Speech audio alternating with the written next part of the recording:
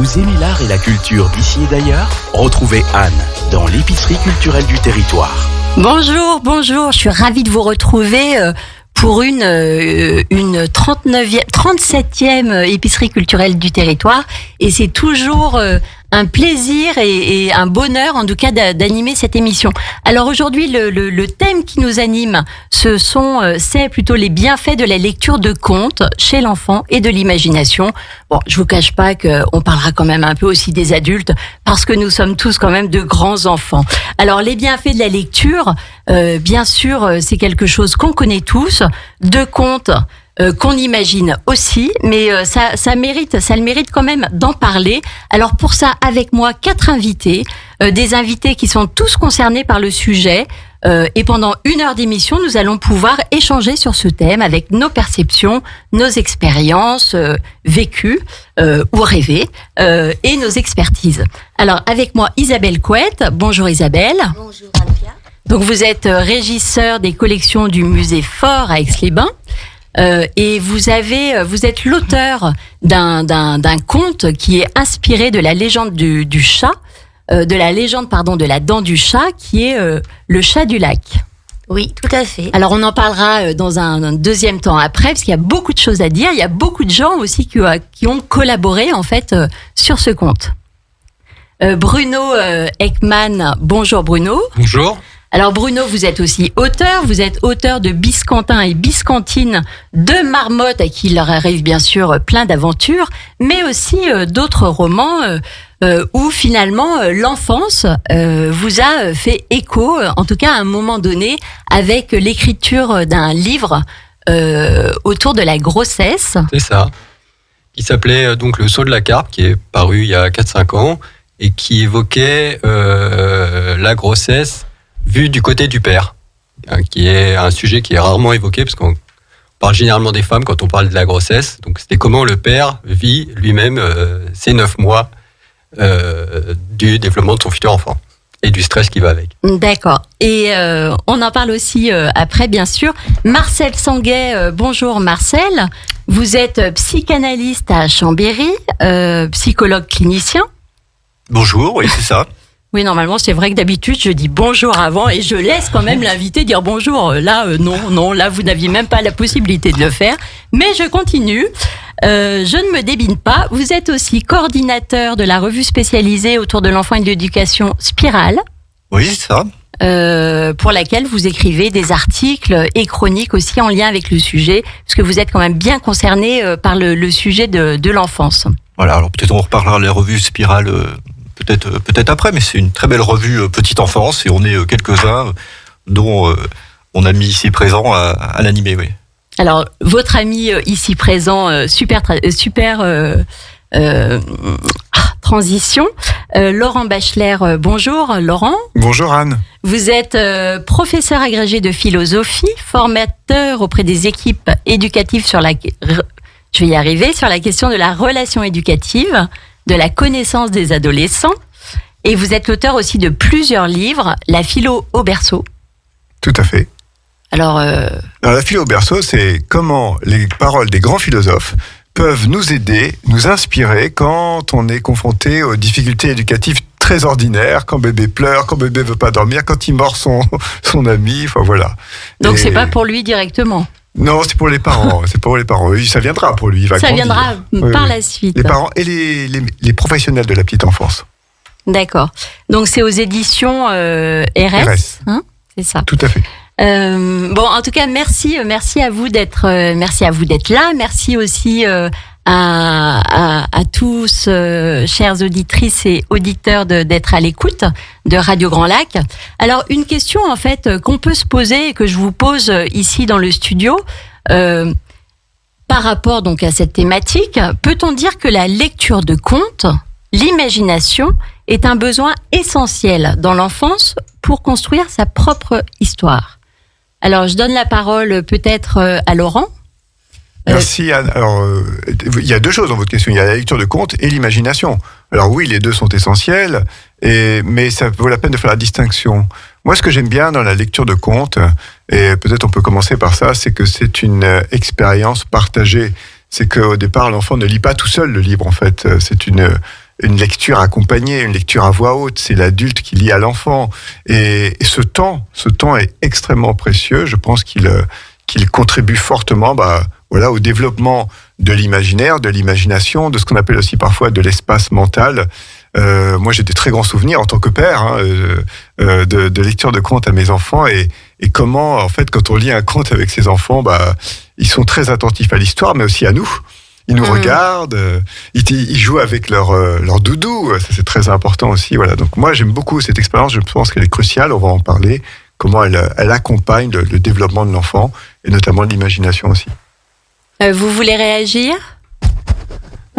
Oui, moi je dirais, je suis tout à fait d'accord. J'ai partagé les mêmes expériences avec mes enfants, et c'est d'autant plus important que, à mon sens, il n'y a pas de frontière. Les enfants n'ont pas de frontière entre l'imaginaire et le réel. Quand ils sont petits, ils savent pas. Est-ce que les fantômes ça existe pas? Est-ce que le Père Noël ça existe pas? Et je crois que lire des histoires avec eux, ça leur permet aussi d'entrer dans le monde réel quelque part, pour reprendre une phrase de Matrix, mais de leur dire il y a les fantômes, ça te fait peur, mais en fait tout ça n'est pas vrai. Ça peut aussi les aider. On n'en sait rien. Moi, j'y crois. Oui, aux c'est fantômes. vrai, peut-être. Ouais. et ça leur permet aussi d'entrer petit à petit dans le réel grâce à l'imaginaire. Marcel Sanguet. Oui, on est déjà en plein dans le débat parce qu'il y a la question: est-ce que c'est vraiment un besoin? Alors c'est pas sûr. C'est plutôt peut-être un désir partagé. Alors il y a cette idée qu'on peut peut-être pas faire des contes ou raconter des histoires. Il faut être au moins deux. Et il faut avoir peut-être un engagement à quelque chose qui peut se partager, qui va être de l'ordre de l'affect. Alors peut-être pas encore de l'émotion. On imagine un bébé là, mais en tous les cas autour de l'affect. C'était René Diatkine, Marie Bonafé qui ont beaucoup travaillé autour de la lecture pour les tout petits, avaient vraiment cette idée de plaisir partagé. Il faut que ce soit un bon moment. Donc je crois que le débat il va tourner autour de ça, quelque chose qui doit se partager. Qu'est-ce que ça serait un conte qui serait d'ailleurs, je sais pas comment l'enfant pourrait l'entendre, mais par une machine, par une technique. Est-ce que ce serait un conte qui s'adresserait uniquement où il y aurait qu'un protagoniste, quoi. Et puis l'autre aspect dont vous parlez, c'est la différence entre la fiction et la réalité. Alors là, je suis peut-être pas tout à fait d'accord avec vous. Peut-être qu'on peut imaginer, mais on en rediscutera, que la fiction, c'est ce qui nous permet justement d'aller du côté de la réalité. C'est peut-être même ce qui invente alors ça, c'est un grand débat. Hein. C'est vrai que... Oui, mais en fait, c'est ce que je disais. Je disais que la fiction permet de rentrer dans le réel. Mais qu'au début, l'enfant, peut-être, ne fait pas la différence. Et le conte permet... peut-être de le faire petit à petit rentrer là-dedans. Alors, on en débattra un peu plus après. J'aimerais avoir aussi l'avis d'Isabelle Alors simplement, Couette. je voulais rebondir sur cette idée de partage que le conte permettait. Et c'est vrai que quand j'ai écrit ce conte, Le Chat du Lac, c'était justement dans cette idée de partager un moment de culture locale avec des personnes qui pouvaient être de passage dans notre région et qui allaient découvrir cette légende qui concernait la dent du chat, justement cette montagne qui borde le lac du Bourget, que personne ne peut louper, parce que tellement cette montagne est présente. Et c'est un moment de partage aussi, et c'est pourquoi j'ai eu envie de le faire traduire en plusieurs langues, puisqu'il y a 7 langues aujourd'hui qui... ce conte existe en 7 langues, à chaque fois bilingue, français, puis donc on a italien, chinois, japonais, russe. Alors on verra. On va revenir. Mais je reste sur cette idée de partager quelque chose effectivement avec d'autres et d'intéresser justement quelqu'un à un sujet qui peut paraître un petit peu fantastique ou voilà. Alors pour poursuivre l'émission, on va faire une pause musicale avec Ce rêve bleu, la musique d'Aladin, et on se retrouve tout de suite après pour poursuivre. À Aix-les-Bains, à Chambéry et bien plus encore, Radio Grand Lac vous accompagne sur le 92.1 FM. Vous aimez l'art et la culture d'ici et d'ailleurs? Retrouvez Anne dans l'épicerie culturelle du territoire. Ce rêve bleu, Aladin, une machine à rêve puissante, disait hors antenne Laurent Bachelard, en parlant de Disney. c'est sûr que c'est les contes de Disney nous ont transportés, nous ont fait rêver, et par les images et par les histoires. Aussi, disait Marcel Sanguet, je vous donne tous les off de l'émission, mais qui étaient quand même très importants aussi, des choses très importantes.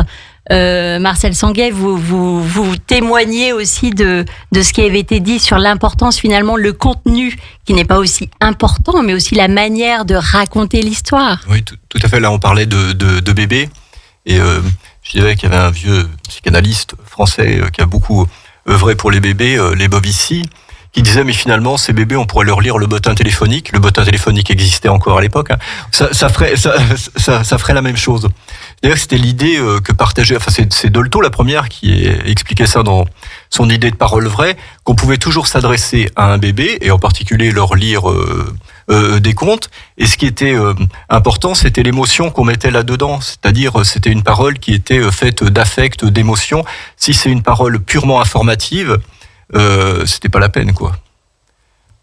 Ouais, après, juste pour les Disney, vous avez oublié aussi qu'on a aimé tout ça, Disney, mais qui ont aussi suffisamment traumatisé aussi. C'est-à-dire que faut quand même tout de suite rappeler que le conte, c'est pas que sucré.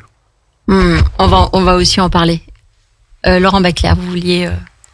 Alors moi, effectivement, ce qu'on se disait et qui est très important, c'est que la question du plaisir partagé, le fait que le bébé se rende compte qu'on a du plaisir à lui lire l'histoire, pour moi, c'est le cœur de la transmission.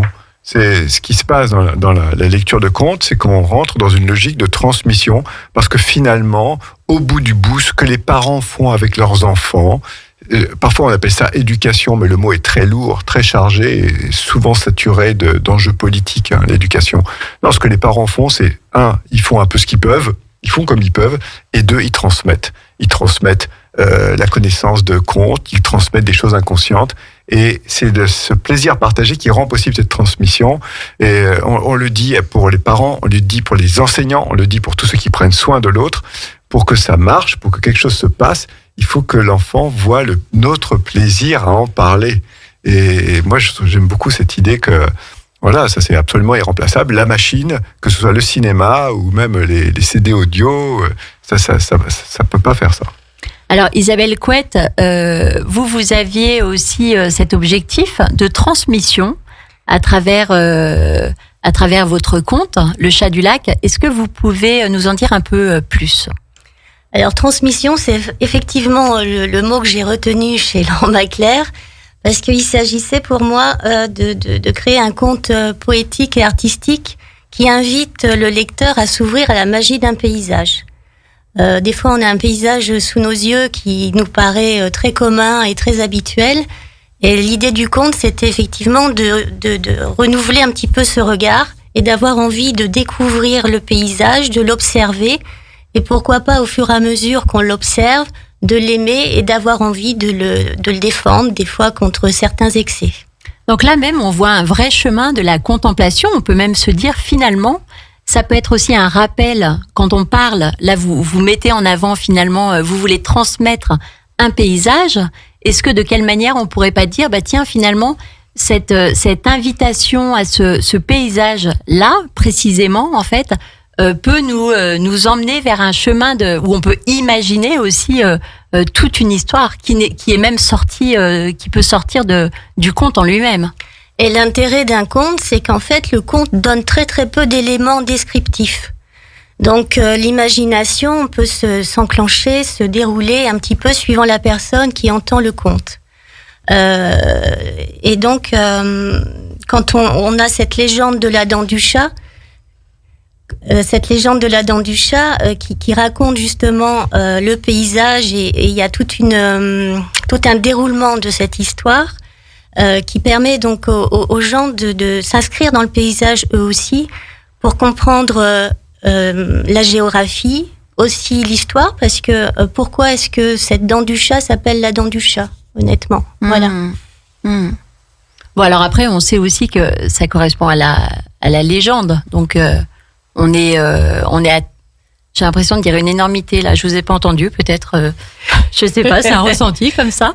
Parce que votre histoire est basée sur la légende. Sur la légende, voilà, puisque au départ, l'histoire raconte qu'il y a sur le lac du Bourget des pêcheurs, bien sûr, et que ces pêcheurs, à un moment donné, ils ne pêchent plus de poissons.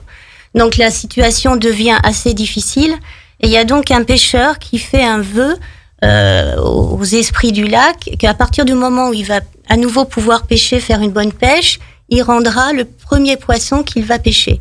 Et bien sûr, il tient pas cette promesse. Et au bout de la troisième fois qu'il lance sa canne, il y a un chaton qui est au bout de sa canne. Et c'est à partir de là que la légende du chat commence. Alors aussi, ce qui est intéressant, en tout cas dans votre démarche, c'est la traduction. Donc c'est un livre qui est traduit en 6 langues, avec un choix, en fait, vous avez un choix délibéré de changer d'illustration selon les éditions, selon les pays. Donc les 7 versions sont en bilingue, français plus après la langue qui est traduite. Et à la fois aussi, effectivement, il y a un illustrateur qui avait une tendance peut-être à être dans l'esprit artistique du pays dans lequel le livre était traduit, qui s'est impliqué donc dans l'illustration du sujet de ce conte. Parce que là, est-ce qu'on peut dire, alors là je m'adresse à vous avec votre regard philosophique et psy, est-ce qu'on peut dire que l'image aussi, selon les pays, en fait, ne va pas signifier la même chose? Enfin, de quelle manière, en fait, quelle est la puissance finalement de l'image? Quel est votre regard par rapport à ça? Alors l'image, c'est ce qui a donné le mot imagination. C'est l'imagination d'un point de vue philosophique, c'est un très grand espace de liberté. Mais j'aime beaucoup l'idée que la liberté, c'est pas la page blanche en fait. Elle est guidée, accompagnée. Et Isabelle, vous disiez au départ, il y a quand même une histoire qui va laisser libre d'imaginer des choses à partir d'une trame, le conte. Et donc ça, c'est très très important que l'imagination comme espace de liberté soit soutenue par quelque chose qui la guide, qui la met sur la voie. Et ce que je trouve remarquable et très intéressant dans ce travail de traduction qu'a fait Isabelle, c'est qu'effectivement, toutes les éditions sont bilingues. Donc, même moi, je parle pas japonais, par exemple, mais j'ai feuilleté l'édition japonaise. Elle est extraordinaire par la beauté des images, qui est différente, évidemment, mais aussi par l'effet de texte. Voilà, c'est quelque chose de mystérieux, ce texte en japonais qu'on aimerait percer, et on a le texte français en dessous. Donc moi, je me suis tout de suite dit, en feuilletant les différentes éditions, il y en a 7 qu'Isabelle nous a apportées. Alors, en fait, j'avais envie d'acheter les 7, en fait. J'avais envie d'avoir les 7. Et chaque soir, de choisir avec mon enfant. Alors, si ce soir, on faisait un voyage en Italie, parce qu'il y a l'édition italienne. Si on faisait un voyage en Chine, il y a l'édition chinoise. Et donc ça, je trouve que c'est extrêmement puissant dans la force des images, c'est que ça provoque effectivement ce voyage. Et l'idée de croiser diversité des images, diversité des langues, ça fait une expérience de lecture partagée très très riche, je trouve. Et presque, j'allais dire, moi ça me fait penser, qui d'ailleurs enfant ne sait pas imaginer un langage imaginaire ou parler une langue Un code secret en fait, que les autres ne pouvaient pas déchiffrer. C'est vrai que quand on regarde la version en japonais ou en chinois, ce sont là aussi tout un mystère de l'écriture. Donc l'enfant va pouvoir envie de reproduire ces signes et peut-être de leur donner une signification qui lui est propre. Alors, est-ce qu'il y a aussi une... je crois que... Oui, vous vouliez... Non, juste un mot. En France, on a beaucoup travaillé aussi quelques années autour du structuralisme. On essayait de comprendre un peu comment ça fonctionnait le monde.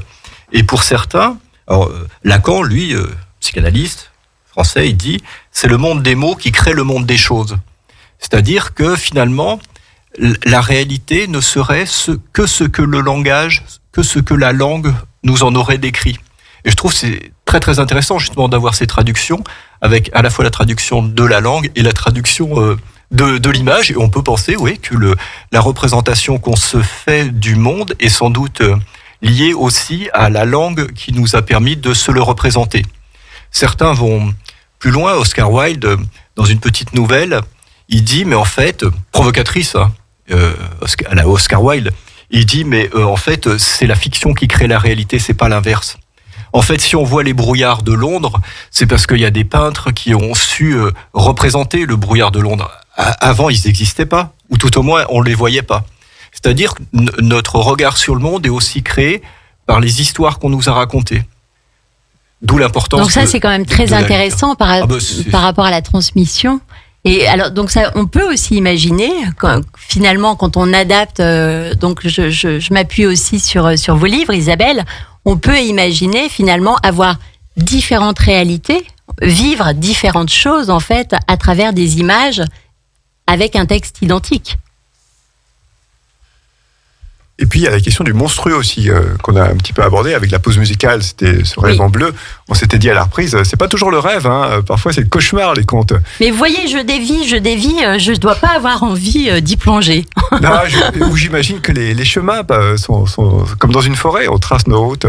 Mais moi j'aime beaucoup l'idée qu'à travers les contes, on va se confronter à des personnages monstrueux, difficiles, et que derrière le monstrueux, parfois, se cache de la gentillesse, que des choses se jouent par rapport à ça.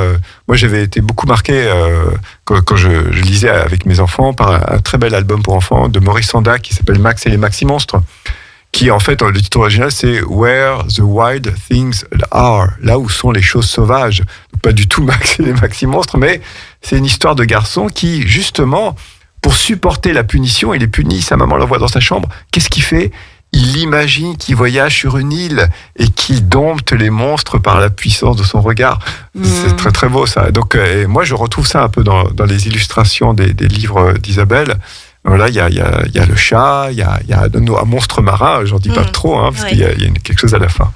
Bruno Ekman. Oui, je suis tout à fait d'accord avec vous sur ce que vous dites, ça permet d'affronter ses peurs. Et par exemple, vous racontiez un conte que vous lisiez à vos enfants. Moi, je me souviens aussi, il y en avait un, je crois que ça s'appelait, le nom était drôle, encore une fois. Ouais, vous disiez tout à l'heure l'importance des mots, ça s'appelait Walazili Doudou, je m'en souviens encore. Et c'était sur un cauchemar qui venait hanter un enfant. Et ça permettait justement aux enfants de vaincre leurs propres cauchemars qu'ils font tous, gamins, on a tous connu ça quand ils se réveillent dans la nuit. Et c'était une manière un peu d'exorciser par le conte, plutôt drôle d'ailleurs, ces angoisses qu'ils pouvaient avoir. Et je crois que ça marche beaucoup avec le conte. Et comme vous le disiez, le conte, on a tous des souvenirs de contes qui nous ont un peu traumatisés. D'ailleurs, c'est pas joyeux le conte, forcément, le petit poucet, les logres, etc. Moi, je me souviens qu'enfant, j'ai été traumatisé par une histoire qu'une de mes tantes m'a racontée. C'était la sorcière au balai, qui était dans un placard. Et dans le couloir chez moi, il y avait effectivement une grande armoire. Et gamin, j'avais vraiment peur quand je devais me lever la nuit pour aller aux toilettes. D'y voir votre tante ou d'y voir la sorcière? Non, pas ma tante, mais j'ai vraiment cru longtemps qu'il y avait... elle m'angoissait cette armoire parce que je me disais, ouais, il y a la sorcière, elle est là-dedans. Et ça permet, je crois que le conte, ça permet aussi de vaincre, d'exorciser un peu toutes ces peurs enfantines. Là, ça les avait créées, on peut dire. Ça les a créées, mais en même temps... Voilà, au bout d'un moment, on se dit, non, en fait, il n'est pas là. À un moment, on prend son courage, on ouvre aussi le placard. On se dit, non, de se confronter. Voilà, il n'y a personne et on se confronte à ça et on voit qu'il y a le réel et que le réel, non, en fait, il n'y a pas de sorcière, en fait. Alors, c'est une question aussi pour vous, Marcel Sanguet. Et quelle manière, justement, ce n'est pas une manière de faire la part des choses entre la réalité et d'apprendre, en fait, ce qu'appartient à la réalité et la fiction. Juste pour rassurer un enfant, on peut lui expliquer que les monstres, c'est ailleurs. C'est dans une autre réalité, c'est dans l'imaginaire, ça n'existe pas pour de vrai. Ça, on peut dire, c'est du travail de civilisation, c'est de l'éducation. On essaye de rassurer l'enfant avec des choses qui sont rationnelles. Après, il y a une étape supplémentaire qui est le propre des objets de culture. Le conte comme objet de culture. Et l'objet de culture, c'est celui qui va permettre pour l'enfant de s'apercevoir que le monstre, il est aussi en lui. C'est-à-dire que ces mauvaises choses, elles sont pas à l'extérieur, on pourrait les repousser, les mettre à distance. C'est l'idée, alors, il y a un philosophe à côté de moi, c'est la catharsis grecque. C'est l'idée de pouvoir mettre en scène des éléments très archaïques, pulsionnels, violents, destructeurs, c'est-à-dire monstrueux, mais qui sont à l'intérieur de chacun, et les reconnaître, c'est sans doute, c'est ça le travail d'humanisation en fait, c'est reconnaître que on a ça aussi en nous. Est-ce que ça comment un permet enfant- pas de se confronter finalement à la notion de bien et de mal finalement? Je crois absolument pas à ça. D'accord.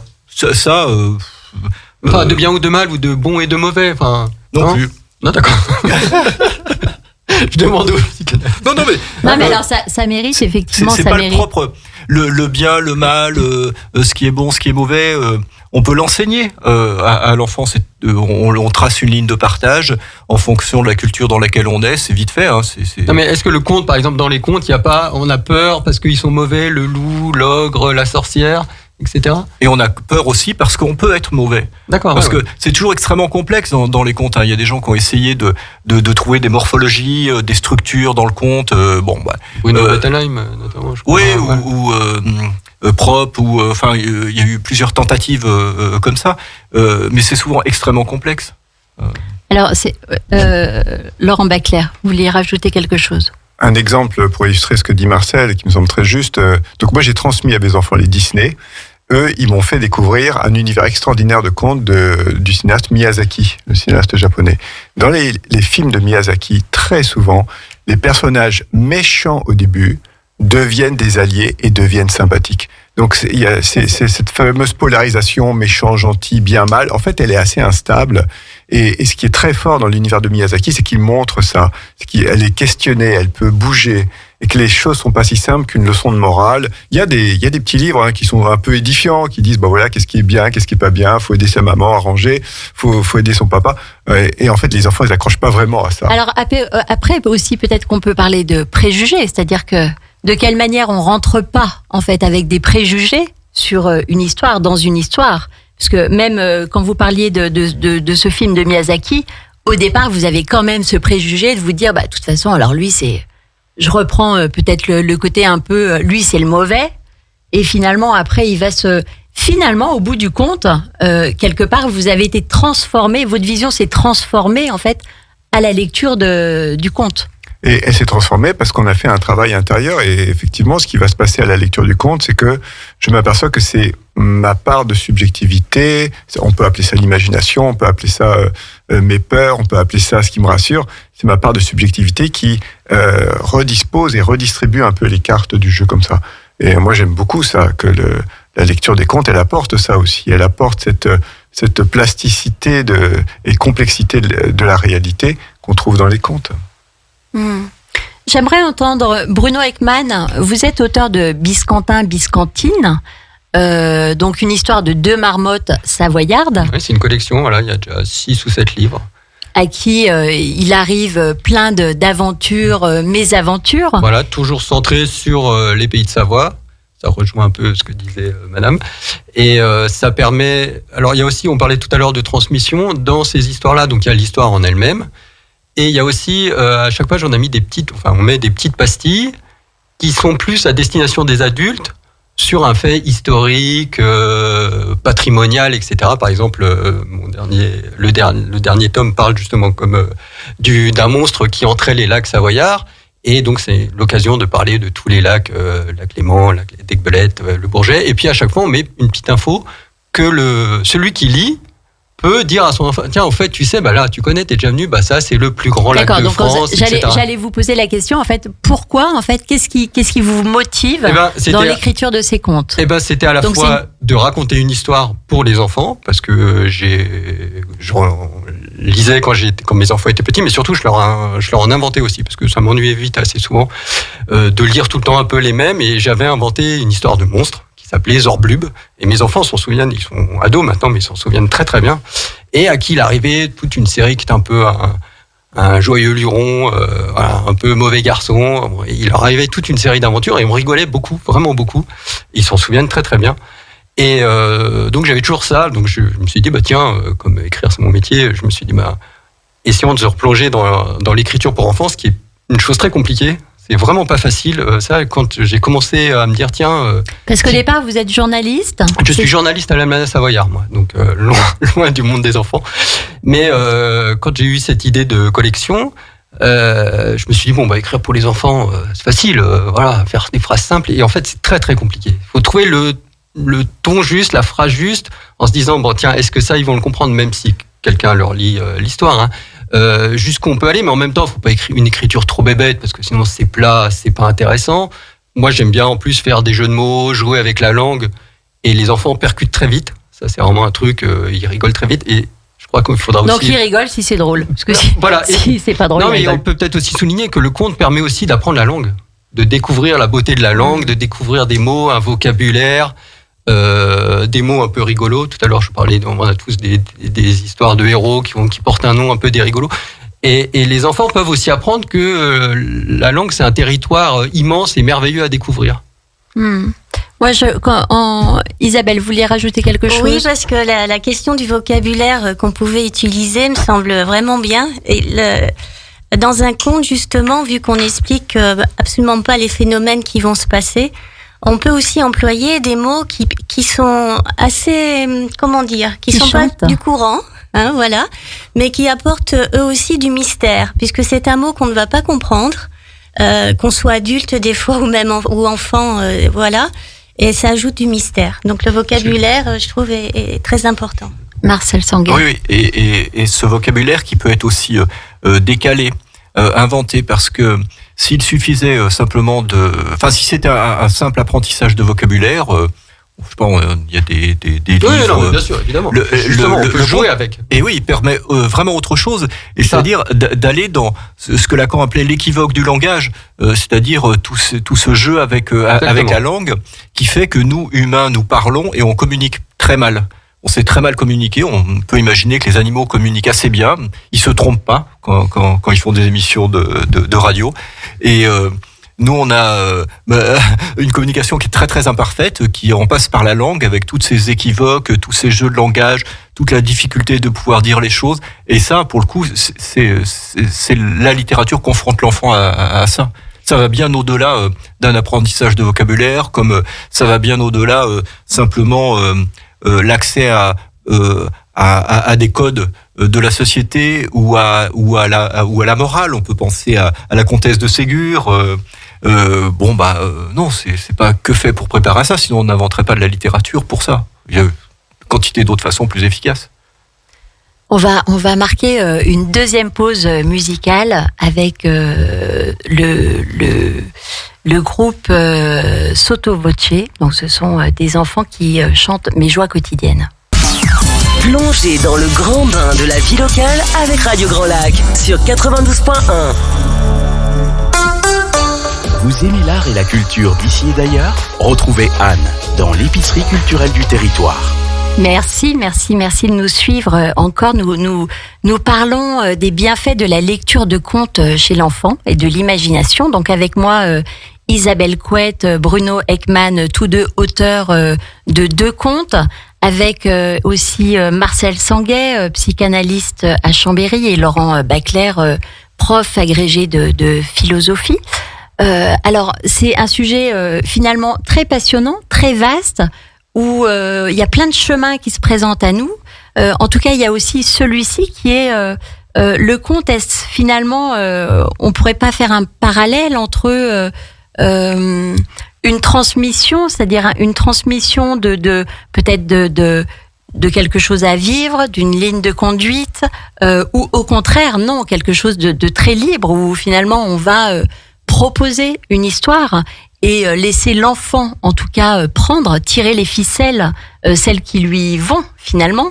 Ou alors, on parlait aussi d'éducation tout à l'heure avec Laurent Bacler. Donc, finalement, quelle est est-ce que ça a une fonction ? Est-ce que le conte a une fonction éducative avec peut-être des choses bien aidez-moi, merci de m'aider, bien dirigées, ou alors finalement c'est juste une transmission. Je vous vois dire oui. Aidez-moi. Alors, allons-y. Ouais. Moi, je veux bien revenir sur la distinction que je proposais tout à l'heure entre éducation et transmission. Merci. Je répète que c'est une distinction à laquelle je tiens beaucoup. Je pense qu'on le voit à chaque fois qu'il y a une tribune dans les journaux sur les questions éducatives. Le mot éducation apparaît tout de suite et c'est une sorte de mot sacré. Une fois qu'on l'a dit, voilà, tout le monde est censé être d'accord. Moi, je trouve qu'il est très embarrassant, ce mot. Voilà. Et je préfère le mot transmission. Pourquoi je préfère le mot transmission ? Parce qu'il y a une différence essentielle dans la transmission, c'est que quand on transmet quelque chose à son enfant, il en fera quelque chose ou pas. Il reste libre d'accepter certaines choses ou au contraire de ne rien prendre. Moi, j'avais gardé mes jouets d'enfant pour les transmettre à mon fils. Cette transmission plus ou moins ratée, il n'en a rien fait, ça l'a pas intéressé. Et c'est ça qui est beau dans la transmission, c'est que ça laisse cet espace de liberté ou ça construit cet espace de liberté du côté de l'autre. Quand on lit un conte, quand il y a de la transmission, il y a des choses qui vont passer qu'on ne mesure pas. Moi, je me souviens, j'ai lu une histoire à ma fille quand elle était petite, des nombreuses fois, parce qu'ils adorent qu'on répète les histoires, et ils sont vigilants sur est-ce que ça va être la même chose à chaque fois. Et je me souviens que dans cette histoire, le sapin de Monsieur Jacobi, Monsieur Jacobi, il achète un sapin, mais il est trop grand pour son salon. Pourtant, il a un salon extraordinaire. Et donc, qu'est-ce qu'il faut faire ? Il faut couper le haut du sapin. Vous voyez le problème.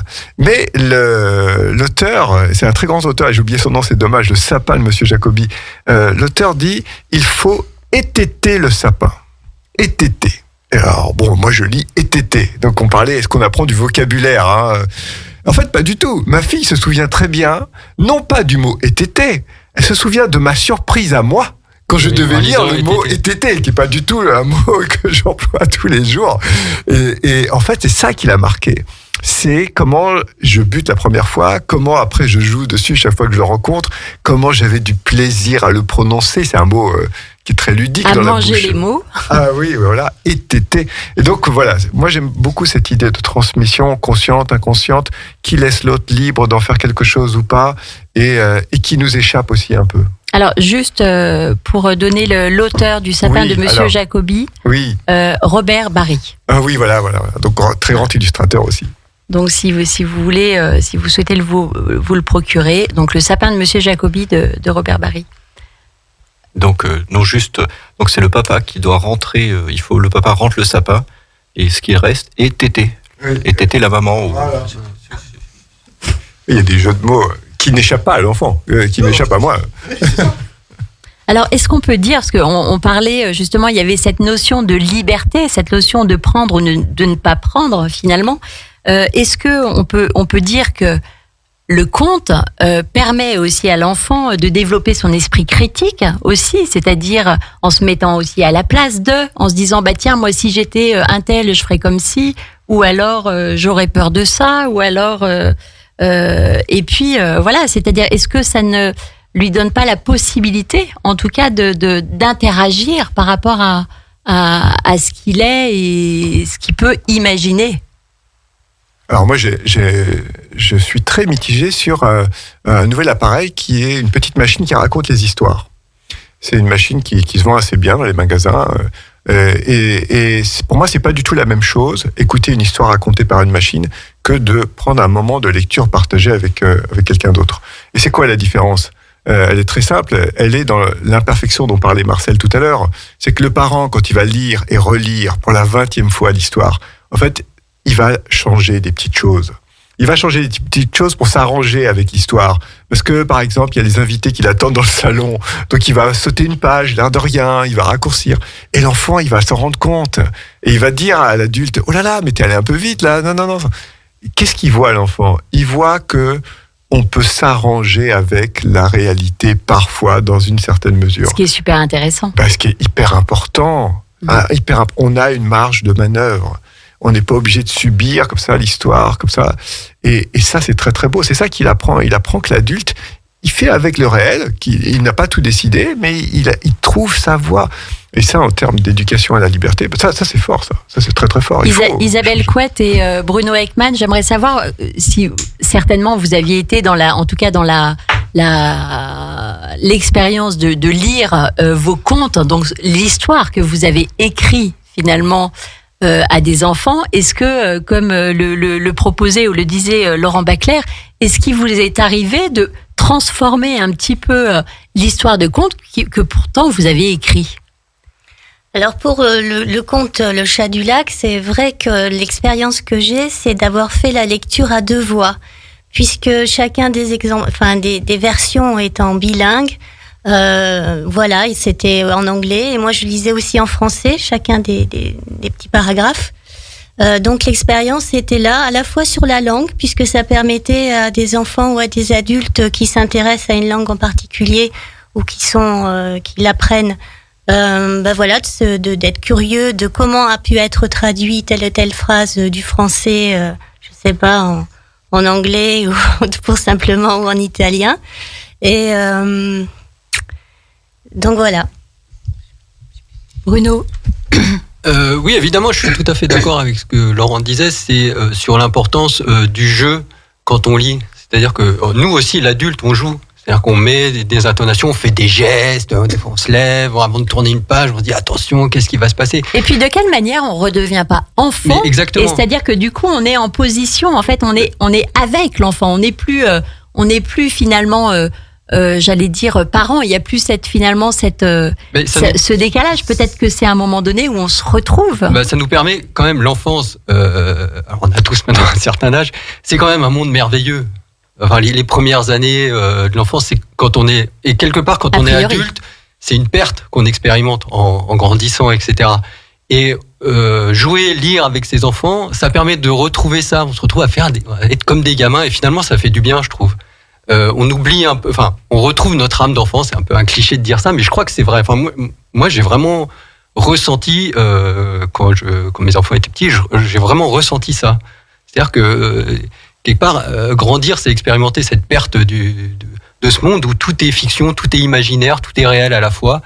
Et c'est triste, hein. Moi, ça me déprime. Alors là, ce que vous me dites, moi, ça me déprime complètement. Je l'ai assez vu comme ça. Et ce qui est encore plus déprimant, c'est ce que vous disiez. Alors, j'avais jamais entendu ces histoires, cette machine qui lirait des histoires, mais c'est horrible. Enfin, si c'est ça le monde de demain, je suis content de ne pas l'avoir connu. On a toujours eu des machines qui lisaient des histoires. Moi, j'ai connu, à mon époque, il y avait les cassettes. Il fallait retourner, voilà. Face A, face B. Voilà. Mes enfants, ils ont connu les CD. Et alors sur les CD, on pouvait mettre 37 histoires d'un coup. Moi, je me souviens, ils avaient des histoires racontées avec la voix de Marlène Jobert. Donc c'était fantastique. Ils se sont endormis avec la voix de Marlène Jobert. Bon. Et aujourd'hui, c'est un peu différent. Aujourd'hui, c'est des petites machines et ils peuvent choisir certains éléments de l'histoire. Si c'est plutôt un chevalier ou une princesse, quel est l'objet qui va l'accompagner, le lieu.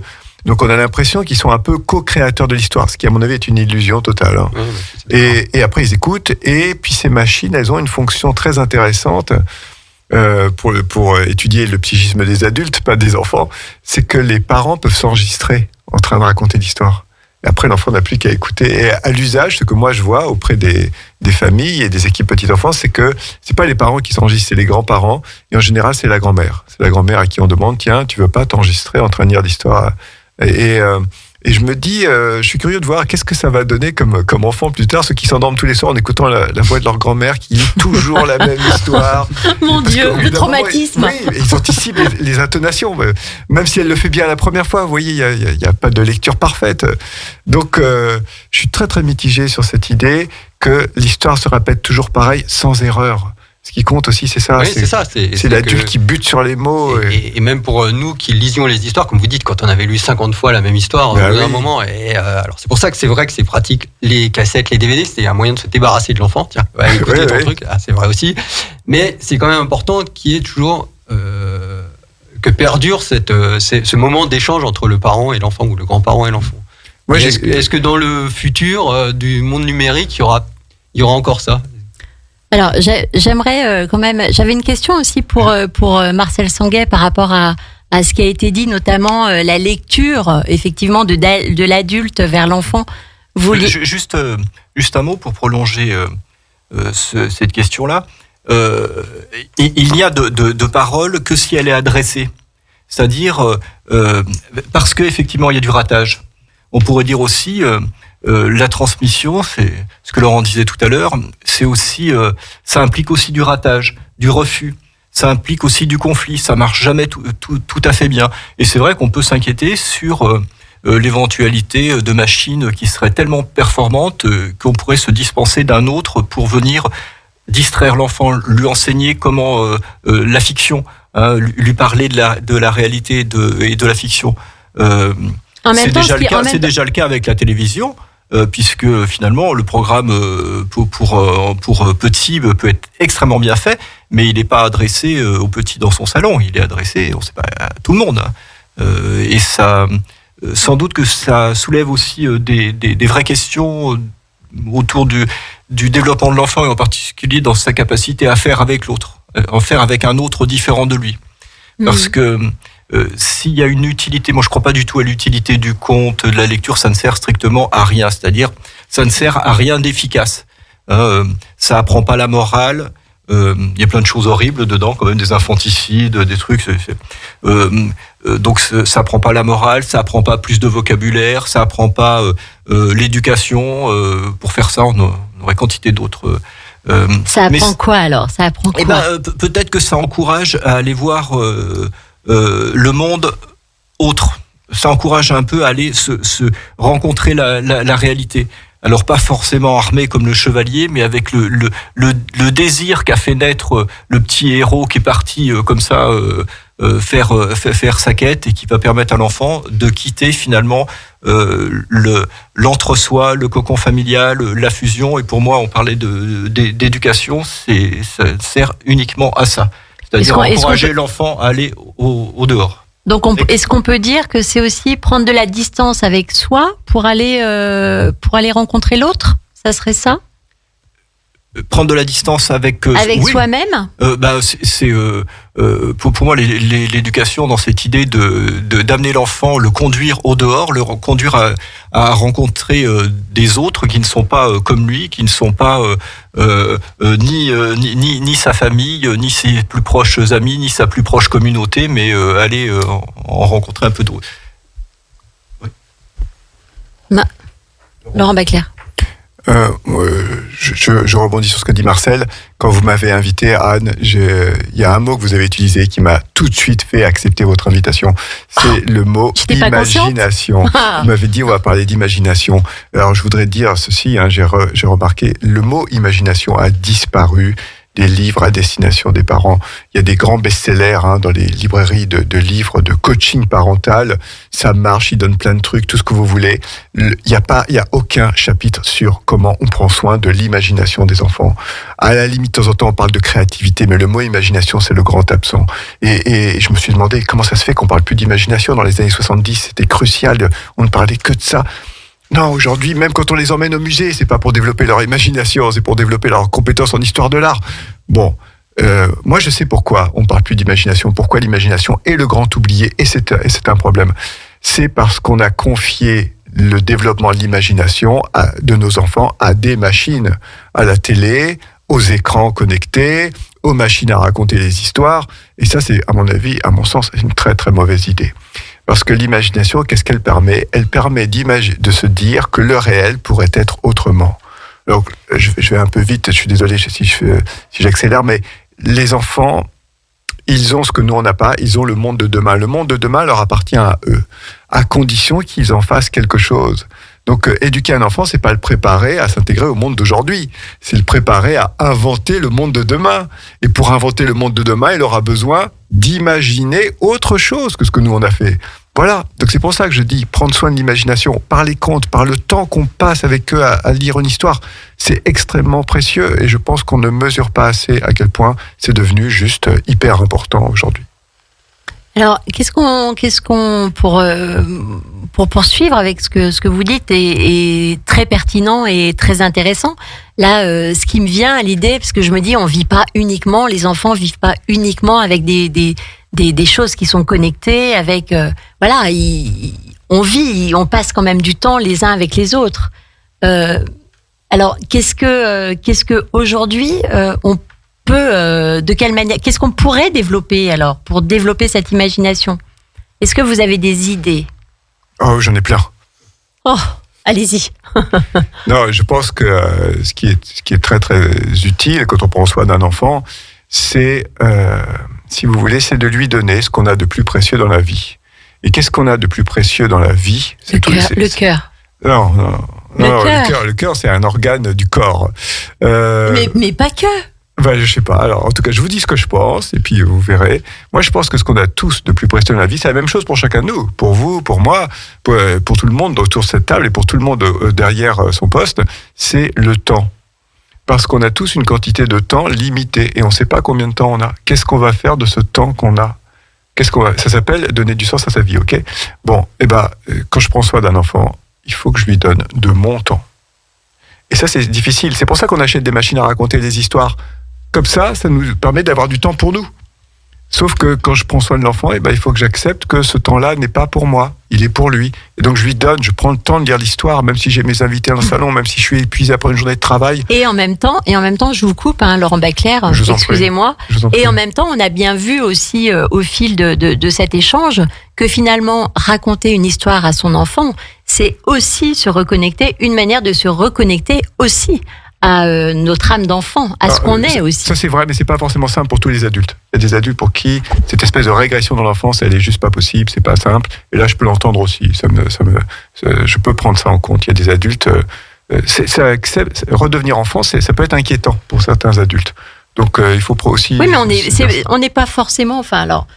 C'est peut-être une discussion, j'ouvre une discussion à 5 minutes de la fin qui n'est peut-être pas forcément le meilleur moment, mais ce n'est pas forcément lire une histoire à un enfant, c'est pas forcément redevenir enfant, mais c'est se reconnecter, en tout cas, à des jalons peut-être qui ont besoin d'être revisités. D'ailleurs, je trouve que les enfants, si nous on les éduque, eux ils nous éduquent aussi finalement par rapport à leur réaction, par rapport à là où ils nous emmènent finalement. Il y a un échange quand même mutuel finalement. C'est pas nous qui éduquons les enfants seulement. Les enfants nous éduquent par rapport à leur réaction. Super. Je vais prendre en 2 mots. Je pense pas que ce soit qu'une question de temps, parce que on peut imaginer que les parents aujourd'hui passent beaucoup plus de temps que les parents d'autrefois auprès de leur enfant. Il y a aussi quelque chose qui est propre à notre époque, c'est la grande crainte autour de ce qui nous échappe.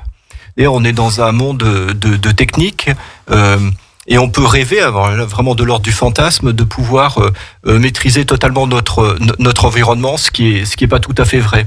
Et c'est aller jusqu'à tenter aussi de maîtriser l'éducation et les enfants, et tenter finalement de fabriquer un enfant qui correspondrait à nos propres valeurs, c'est-à-dire adapté, comme disait Laurent, au monde actuel, et pas capable d'inventer un autre monde. Donc je pense qu'il y a la question de la technique, de la maîtrise, de l'emprise, qui permet à part quand les machines tombent en panne, mais c'est plus fiable que... Mais est-ce que ça serait pas finalement une approche un peu utilitariste Tout à fait, complètement. De l'éducation de l'enfant, c'est-à-dire, c'est vrai qu'aujourd'hui, on a l'impression que l'enfant, il y a un truc de performatif qui est en lien, alors c'est un peu des grands mots, mais avec la société, de la compétition, etc. Et aujourd'hui, moi, quand je vois des parents donc plus jeunes que moi, il y a tous, mon enfant, il est au potentiel. C'est sûr, on a l'impression que maintenant, c'est obligé, etc. Et que les parents, j'ai l'impression, se compliquent la vie à vouloir éduquer leurs enfants, alors que c'est simple, en fait. Moi, c'est un truc que j'ai découvert... si je dis rapidement, en écrivant mon roman sur la grossesse, c'est-à-dire à partir du moment où j'ai vu mon premier enfant, j'ai compris que ça serait simple en fait. En fait, c'est simple, il faut se faire confiance, se laisser aller et tout se passe bien. Alors, on est à 2 minutes de la fin. Alors, pour conclure, est-ce que vous avez encore un dernier mot à dire par rapport à ce qu'on a dit ? Ou alors, j'ai une question aussi, j'aurais aimé finir là-dessus, c'est qu'est-ce que vous retenez de votre enfance ? Et je vous la pose aussi à vous, auditeurs et auditrices. Est-ce que vous avez une image ? Est-ce que vous avez un livre, une histoire qui vous a fait rêver, sur laquelle vous avez bâti votre vie ? J'ai pas de livre ou d'image particulière, mais j'ai le souvenir d'un moment heureux, en fait. Voilà. Les choses sont un peu compliquées par la suite, mais on était heureux, on était en sécurité, on se sentait aimé et on aimait. Et c'était simple, et c'était bien. Isabelle ? Moi, mon rapport donc aux contes et aux légendes, je dois dire que pour les légendes, je suis née dans le Berry.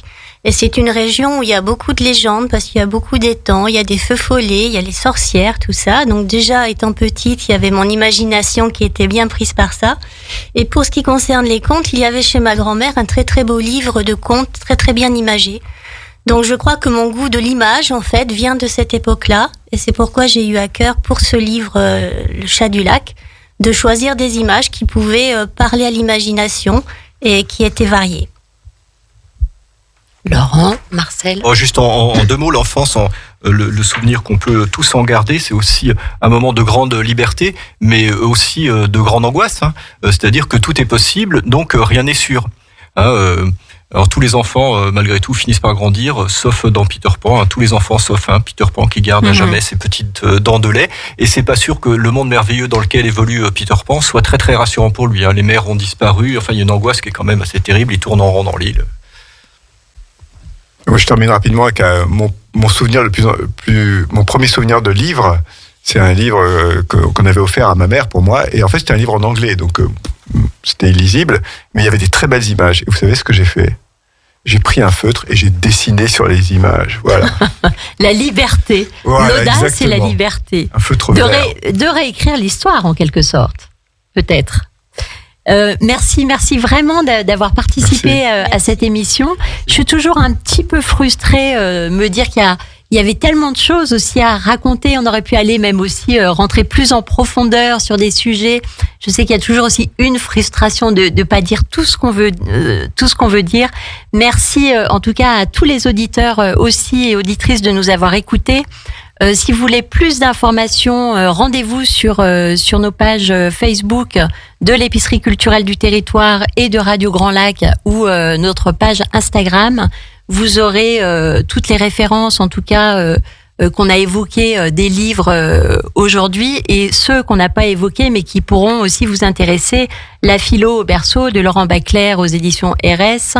L'enfance, une grande question philosophique, et également la revue Spirale, dont Marcel Sanguet en est le coordinateur. Juste pour vous rappeler aussi un événement pour développer votre imagination, ça se passe samedi prochain à 16h à l'espace Vaugelas à la MJC d'Aix-les-Bains. Il y aura un vernissage, le vernissage de l'exposition Voyage. Alors Voyage, c'est 120 croquis de voyage, des textes, des vidéos qui donnent voir à la sensibilité du carnettiste photographe Jean-Claude Allard. Et c'est 30 ans de voyage avec son carnet dans sa poche.